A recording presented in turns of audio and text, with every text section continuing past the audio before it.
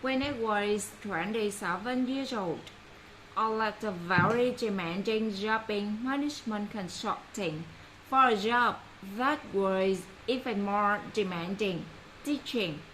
I went to teach 7th graders math in the New York City public schools. And like any teacher, I made quizzes and tests. I gave out homework assignments. When the work came back, I calculated grades.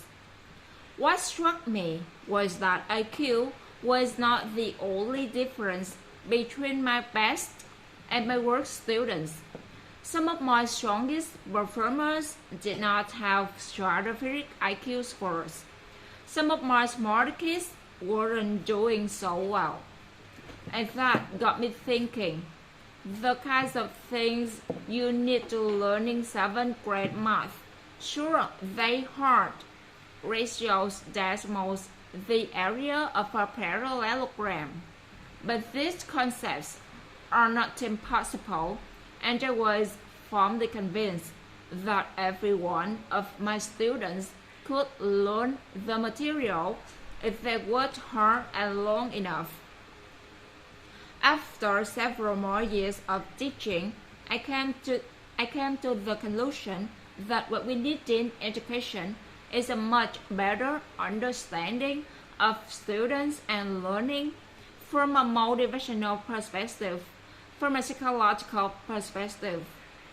In education, the one thing we know how to master best is IQ.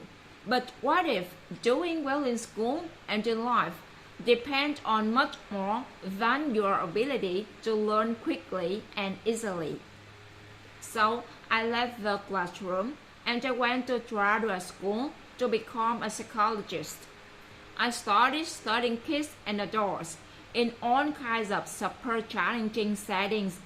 And in every study, my question was, who is successful here and why? My research team and I went to West Point Military Academy. We tried to predict which cadet would stay in military training and which would drop out. We went to the National Parliament and tried to predict which children would advance farthest in competition.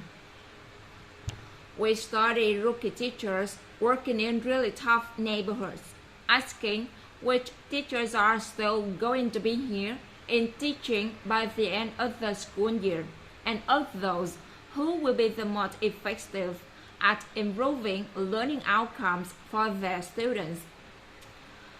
We partner with private companies, asking which of these people is going to keep their jobs and who's going to earn the most money.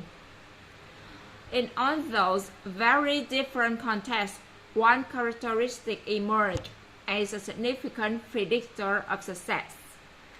And it wasn't social intelligence, it wasn't good looks, physical health, and it wasn't IQ. It was grit. Grit is passion and perseverance for very long-term goals. Grit is having stamina. Grit is sticking with your future day in, day out, not for the week, not for the month, but for years, and working really hard to make that future reality. Grit is living life like it's a marathon, not a sprint. A few years ago, I started studying grit in the Chicago public schools. I asked thousands of high school juniors and take grit questionnaires, and then waited around more than a year to see who would graduate.